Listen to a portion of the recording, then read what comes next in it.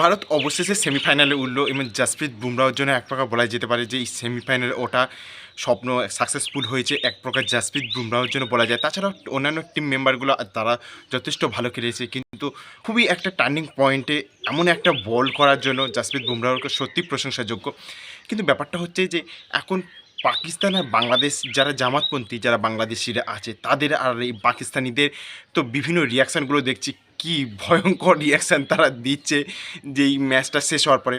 তো একদিকে যেমন আমরা দেখতে পাচ্ছি যে ভারত সেমিফাইনালে উঠে গিয়েছে, আর অপরদিকে আমরা দেখতে পাচ্ছি যে পাকিস্তানের টিমের ওপর এরকম অ্যালিগেশন আসছে। তারা যখন নাকি শ্রীলঙ্কা ওখানে ছিল, হোটেলে ছিল, তখন ওখানকার নারী যে কর্মচারীগুলো ছিল তাদের সঙ্গে নাকি খারাপ দুর্ব্যবহার করেছে, তার জন্য তারা ক্ষমা প্রার্থনাও করেছে। তো এবার ভাবুন যে যেখানে এই জামাতপন্থীরা, যে বাংলাদেশের জামাতপন্থীরা এই পাকিস্তানিদের সাপোর্ট করতো, পাকিস্তানের জন্য লাফালাফি করছে, পাকিস্তান তাদের এই করবে, পাকিস্তান তাদের ওই করবে, তারা তো সেমিফাইনালের দূরের কথা, যে একটা দেশে খেলতে গেলে সেই দেশে কী করে ভদ্র আচরণ করতে হয় সেটাই জানে না।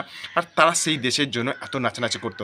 আর যে দেশে তারা নিয়মিত লাগাতার গালাগালি থেকে শুরু করে লাগাতার, যদি তো আপনারা দেখতে পারেন যে এখনও পর্যন্ত তাদের যে রিয়াকশান ভিডিও বা তাদের কমেন্ট সেকশানগুলো যদি দেখে, কিছু জামাতপন্থী কিছু লোক আছে তাদের মানে মন্তব্য শুনলে সত্যি যে একজন যে ভারতীয় হয়ে তোমার সত্যি খারাপ লাগবে যে এমন যে কেউ ভাবতে পারে যে কারো একটা প্রতিবেশী দেশ তারা মানুষের এরকম চিন্তাভাবনা, সেটা খারাপ লাগার বিষয়।